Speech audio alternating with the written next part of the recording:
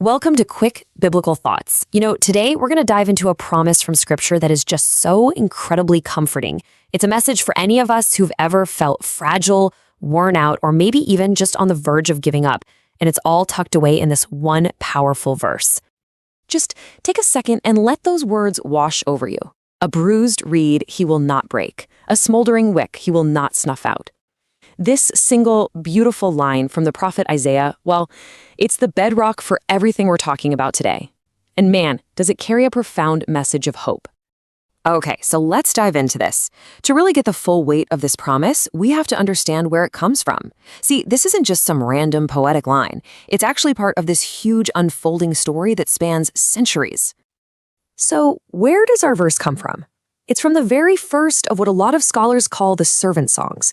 These were these incredible prophecies that described a future figure, this servant of the Lord, who is going to come and fulfill a really special mission. Now check out this timeline. For something like 700 years, this was a promise people were looking forward to. But then, hundreds of years later, in the New Testament, the writer of the Gospel of Matthew points right back to this ancient prophecy and gives it a specific name and a face. And this is the part that connects all the dots. That verse from Isaiah is quoted directly to define the very nature of Jesus. It's used to show us who he is, what he's really like, especially in how he deals with people who are weak and wounded and just totally worn out. All right, so we've got the history. We know who it's about. But to really feel what this means, we got to break down these images. Bruised reeds and smoldering wicks, they're so vivid, but what do they really represent? So let's just get a picture of this in our heads. A reed, like a tall blade of grass by a river that's been stepped on and bent over. It's basically useless. Or think about the wick of an old lamp. It's run out of oil and now it's just smoking with this tiny faint ember that's about to go out. These are things that are one tiny nudge away from being gone for good.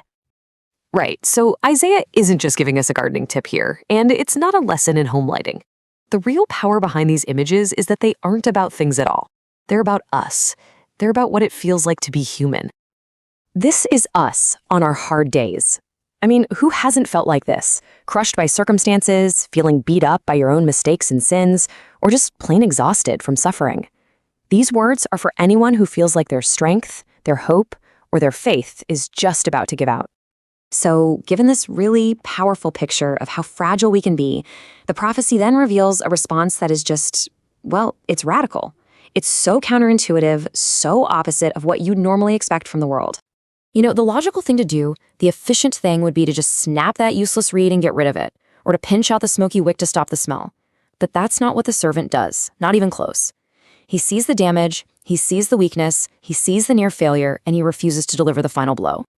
And this is where you see the stark contrast, right? The world's way, it's often about power, about pushing aside what's weak. Broken things get thrown out. But this servant, this king, operates on a completely different economy. His power isn't shown by crushing, but by gently, carefully restoring. And this right here gets to the very heart of his mission. Remember how the verse ends. It says, he will bring forth justice. But his path to justice isn't with a hammer or condemnation. No, his justice comes through healing. It's established through tender mercy and compassionate restoration. Okay, so let's bring this all home. This isn't just a cool history lesson or some dusty old text.